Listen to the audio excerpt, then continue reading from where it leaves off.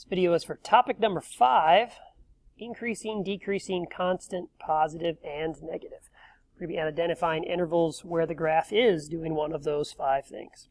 So, just like in topic number 2, characteristics of graphs, when we were identifying intercepts, minimums, maxes, and discontinuities, we have other terms that we need to know and be able to identify from a graph. And those are increasing, decreasing, constant, positive, and negative. So let's start off with the first 3, which we probably have heard before: increasing, decreasing, and constant. Increasing means the graph is going up as we move from left to right. Now, it's important to note that we are talking about the y values going up. So the y values are increasing or going up in value. But we're going to answer in terms of our x values. So we're very similar to how we were writing domain and range using our interval notation. We're going to be using our x values to write our answers. Decreasing.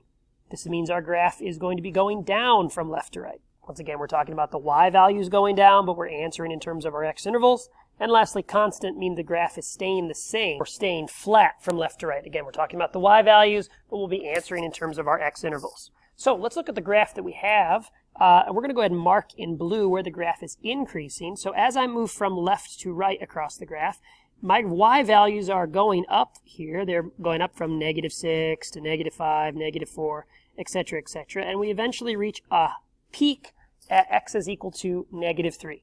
Then the graph starts to go down, but the graph starts to increase again in the valley. It starts to go up and all the way to there. Well, what x intervals are we talking about here? Well, this arrow means we're going back to -infinity. And as we said, here is the stopping point of where the graph is increasing. So that's going to be at -3. So my first interval that we would write for this is going to be -infinity to -3. And we also see that it is increasing again at starting in the valley. That is at x is equal to 1. So from 1 all the way up to this point right here, which is at x is equal to +3. So I am increasing on the interval from -infinity to -3 and 1 to 3.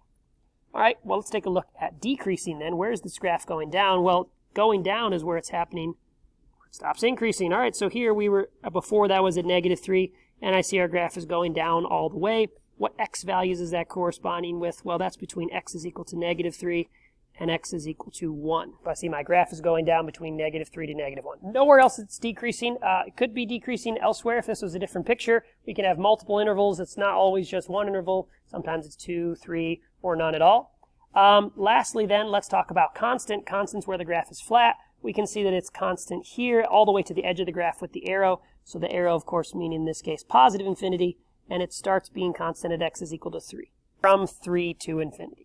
Now, you may be wondering why I didn't put a closed dot on this 3 value in both of these cases. Well, we are always going to use parentheses with increasing, decreasing, constant, positive, and negative. Or we're always going to use a soft bracket when we use increasing, decreasing, constant, positive, and negative.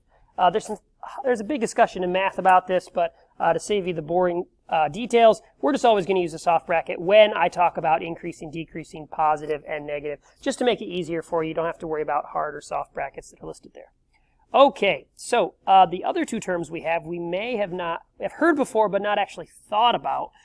So what does it mean for a graph to be positive? Well, a graph for it to be positive means the graph is going to be above the x-axis. And if it's negative, that means the graph is going to be below the x-axis. So once again, we're talking about the y values, but we're answering in terms of our x intervals. Okay, so let's take a look at our graph. Where is this first graph above the x-axis? Well, we see the graph is above here in yellow, dips down for a bit, and then pops up again, and one final time. What x intervals is that corresponding to? Well, it starts at x equals -5 and stops at x equals -2. Starts up again at x equals 1. X equals 3, and again from x equals 5, and all the way to the arrow, which must mean, in this case, +infinity. And those are my intervals where the graph is above the x-axis. Doesn't always have to be both positive and negative. Sometimes the graph's always above, sometimes it's always below. Let's write the intervals for where it is negative. Let's get our highlighter.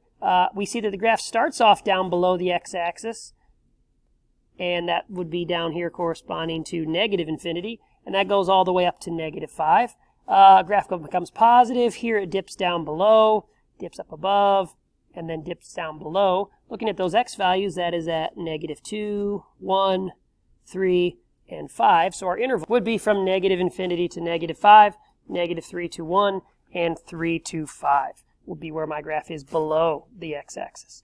Now, a little important note here is those values of at x equals -5, x equals -3, x equals 1, x equals 3, x equals 5, in both of these graphs, what are they?